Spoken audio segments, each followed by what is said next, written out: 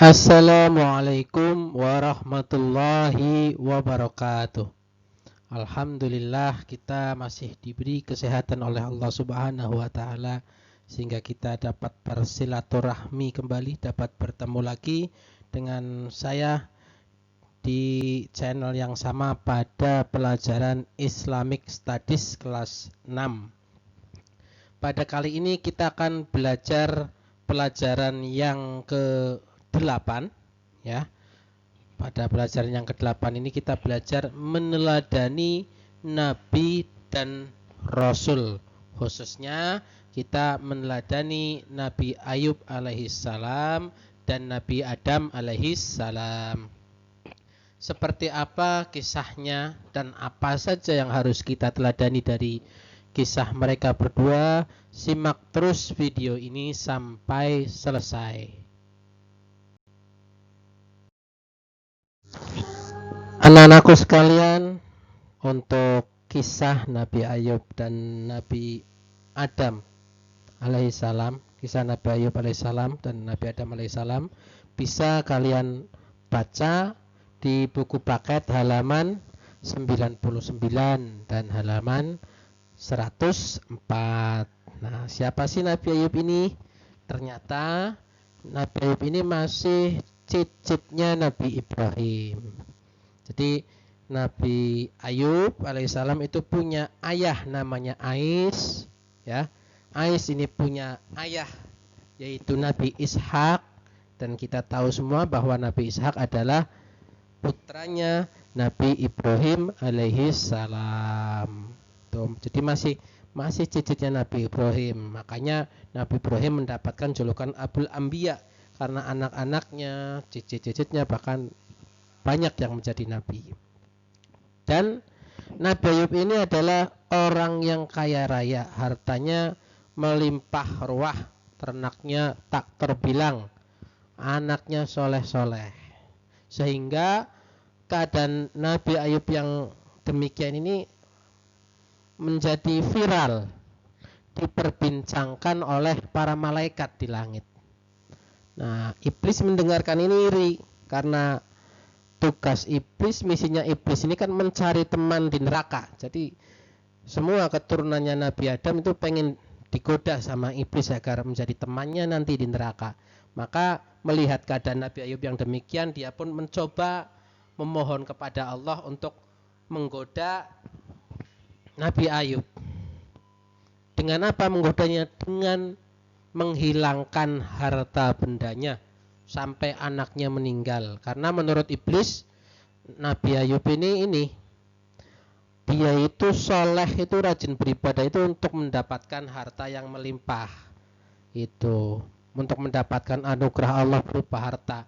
Makanya dia memohon kepada Allah agar Allah menghilangkan, melenyapkan harta milik Nabi Ayub, sehingga Nabi Ayub pun jatuh miskin sampai anaknya pun meninggal. Nah, setelah permohonan iblis dikabulkan, Nabi Ayub sudah jatuh miskin, kemudian anaknya meninggal. Iblis itu menyamar sebagai kakek-kakek sambil nanya kepada Nabi Ayub. Dia bertanya, sekarang semua anakmu dan kekayaanmu sudah tidak ada lagi. Demikianlah Tuhanmu membalas ibadah yang engkau lakukan setiap hari. Wah, iblis ini mencoba memprovokasi. Memprovokasi itu apa ya? Ngompori. Mencoba untuk biar Nabi Ayub itu merasa Tuhan itu tidak adil. Tapi ternyata apa? Jawaban Nabi Ayub tidak sesuai dengan harapan iblis. Bahkan Nabi Ayub itu menjawab, semua yang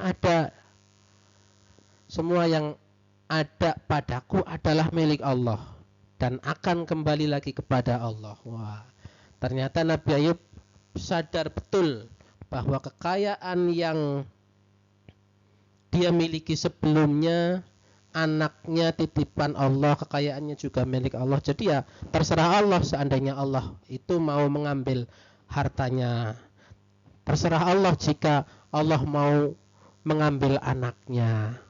Nah, ternyata Nabi Ayub sangat sabar dan tabah dalam menghadapi ujian ini.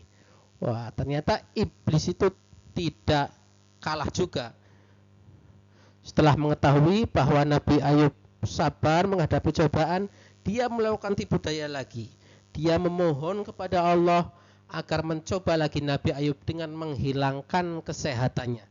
Wah, ternyata permohonan iblis dikabulkan oleh Allah dan Nabi Ayub pun sakit yang sangat parah sekali, sampai kulitnya itu mengelupas, pokoknya kulitnya lecet mengelupas, pokoknya menjijikan, sampai bau. Nah itu bahkan tidak cukup menggoda Nabi Ayub, iblis pun menggoda istri Nabi Ayub, menggoda istrinya agar istrinya itu menjauhi Nabi Ayub. Karena Nabi Ayub itu punya penyakit yang mungkin pada waktu itu dianggap berbahaya, diusir oleh para penduduk, oleh orang-orang. Tinggallah Nabi Ayub sama istrinya. Istrinya ini namanya Rahma, ya. Istrinya ini namanya Rahma, istrinya Nabi Ayub.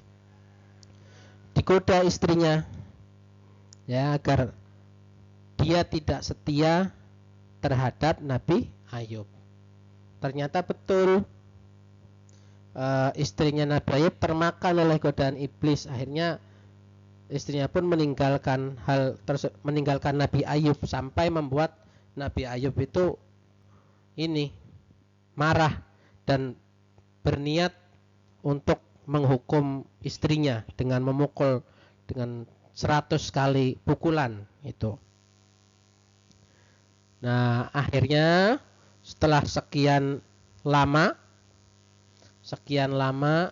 Nabi Ayub kehilangan harta bendanya, kehilangan anaknya, kehilangan kesehatannya, bahkan istrinya pun meninggalkannya. Nabi Ayub berdoa agar diberikan kesembuhan oleh Allah, dan Allah pun mengabulkan doa Nabi Ayub dan menyuruh Nabi Ayub untuk menghentakkan kakinya, dan dari hentakan kakinya itu keluarlah air, dan Nabi Ayub disuruh mandi dan diminum dari air yang dari hentakan kakinya itu. Maka setelah itu Nabi Ayub pun sembuh, dan setelah sembuh istrinya pun kembali. Wah, istrinya pun kembali kepada Nabi Ayub. Tapi Nabi Ayub sudah terlanjur bersumpah untuk memukul istrinya yang tadi meninggalkannya. Nah, tapi Nabi Ayub itu sayang, sangat mencintai istrinya. Cuman dia sudah kadung, sudah terlanjur untuk sumpah memukul istrinya 100 kali. Maka untuk membatalkan sumpahnya itu memukul 100 kali itu diganti dengan memukul dengan 100 lidi, diikat menjadi satu, dipukulkan kepada istrinya. Maka setelah itu sumpahnya sudah dilaksanakan untuk memukul istrinya 100 kali. Nah, itu. Dan Nabi Ayub itu digoda selama 7 tahun, 7 bulan, dan 7 hari. Itu kisah Nabi Ayub, ya. Bisa kalian baca juga di buku paketnya.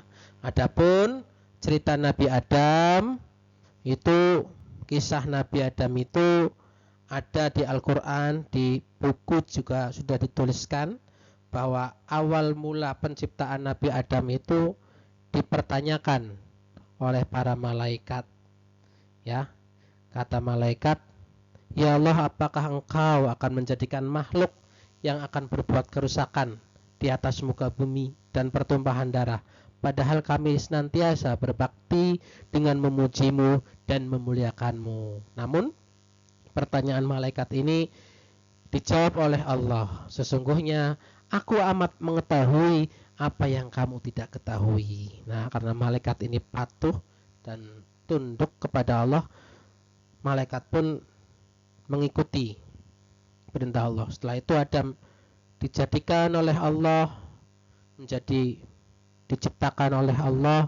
Setelah diciptakan, kemudian semua malaikat, semua makhluk ya yang ada pada waktu itu disuruh untuk bersujud menghormati Nabi Adam alaihissalam. Malaikat pun ikut bersujud menghormati Nabi Adam. Hanya satu yang tidak mau bersujud, yaitu iblis.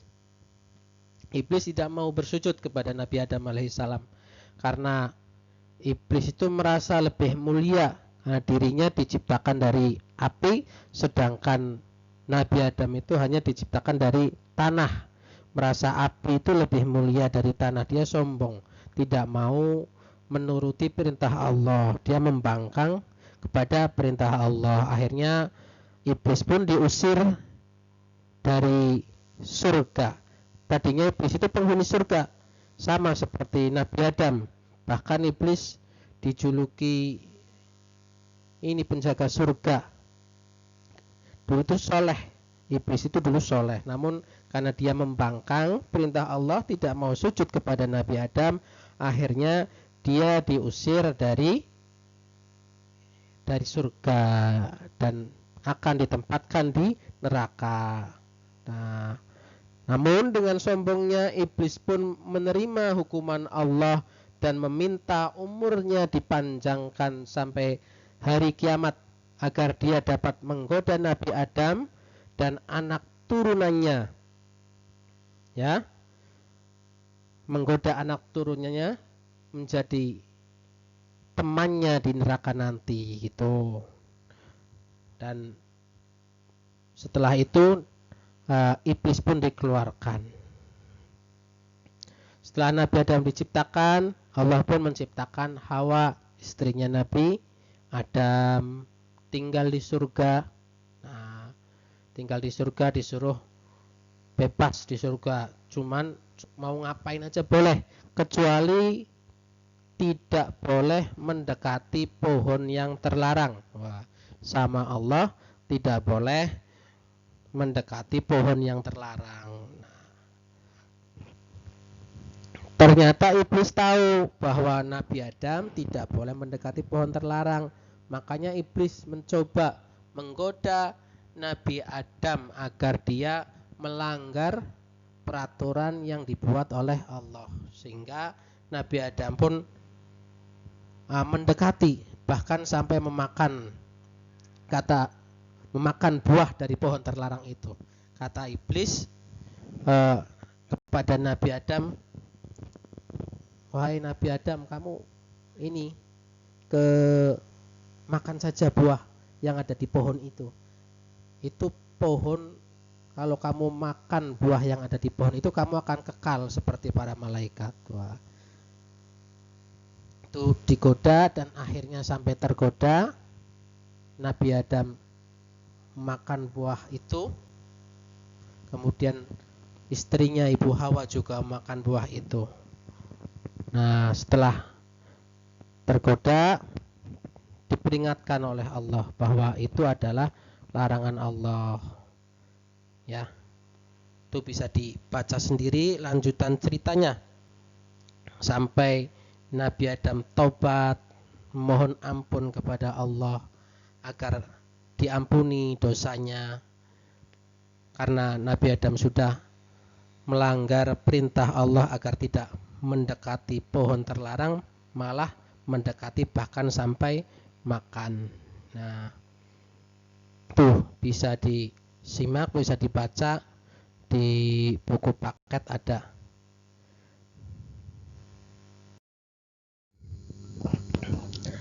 Hikmah dari kisah Nabi Ayub itu apa saja?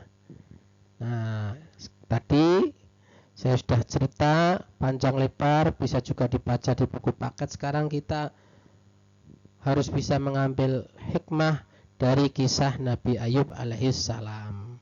Di sini Mister kumpulkan ada 5 ya. Yang pertama itu kita tidak boleh berkeluh kesah. Ya, jadi seperti apapun keadaan kita, sesulit apapun keadaan kita, kita tidak boleh berkeluh kesah. Kita harus bisa sabar menghadapi segala cobaan, ya. Kita harus sabar, tabah menghadapi ujian seperti halnya kalian nih, kelas 6 terutama. Kalau nanti kan ada ujian ya, ujian sekolah. Nah, kalau kalian bisa menghadapi ujian sekolah dengan baik, maka kalian akan lulus dan naik peringkat menjadi nanti bisa masuk SMP. Nah, kita pun sebagai manusia sama.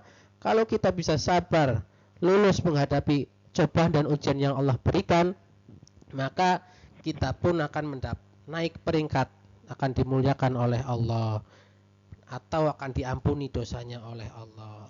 Itu. Kemudian hikmah yang berikutnya, ketika kita diberi cobaan atau diberi ujian, tetap berbaik sangka terhadap Allah, husnudzon kepada Allah, tidak boleh berburuk sangka, ya, tetap berbaik sangka.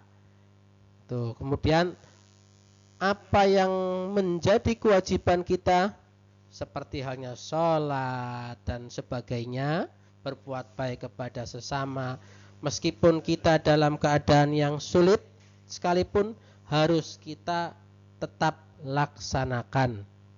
Tuh. Kemudian meyakini Allah adalah tempat kembali. Ketika kamu merasa susah, merasa sulit, apapun itu, tetap memohon pertolongan hanya kepada Allah, ya. Dan ingat, setelah kesusahan pasti akan datang kemudahan. Itu yang sudah menjadi sunnatullah, ya. Oke, itu hikmah dari kisah Nabi Ayub.